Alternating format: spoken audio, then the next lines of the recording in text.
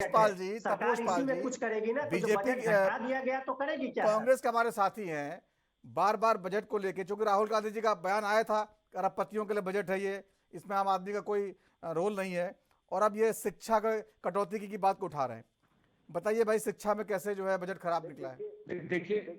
देखिए मैं बजट को समझने के लिए थोड़ा सा पढ़ाई लिखाई की भी जरूरत है।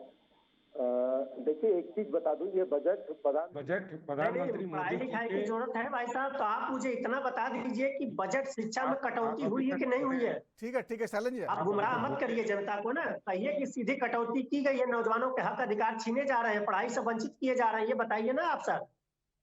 बताइए तपोज अरे जी। मैं क्या बताऊंगा, वो आपसे थोड़ी ना पूछ के बताऊंगा, जो मुझे बताना होगा वो मैं बताऊंगा। आप सुनिए। आप अभी तक बोल रहे थे, मैं सुन रहा था ना, अब आपकी बारी है सुनने की, तो आप सुनने की क्षमता लाइए।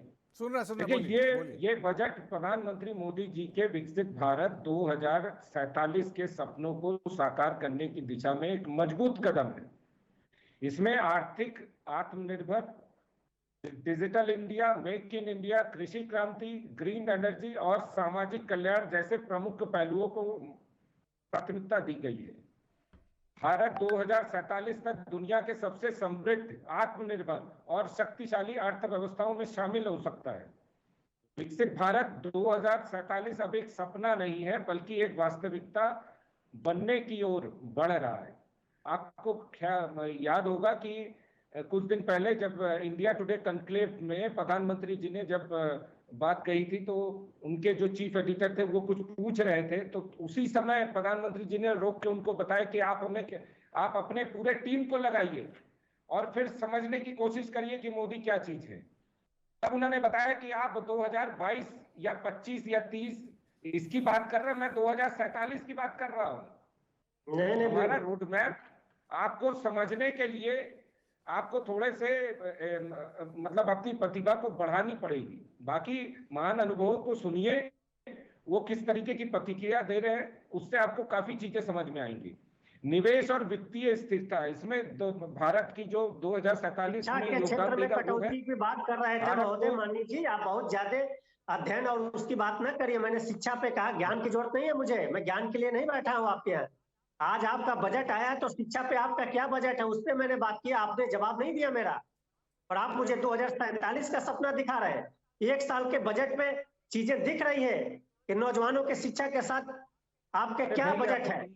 इनको थोड़ा सा बताइए कि सुनने सुने दो एक शैलेंद्र जी सुन लाइन में लीजिए, अपना सुन जवाब लीजिए। इनको कैसे मिल जाएगा कोई, वो थोड़ी ना।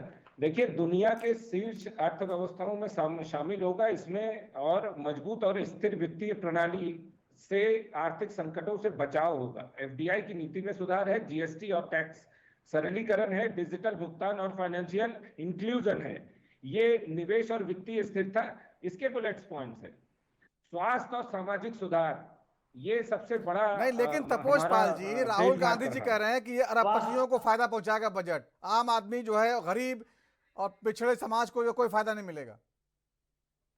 देखिए यही तो दुर्भाग्यपूर्ण स्थिति है। अभी केजरीवाल ने कल बजट आने से पहले प्रेस कॉन्फ्रेंस किया था, और वो क्या कह रहे थे कि 10 लाख तक बना देना चाहिए।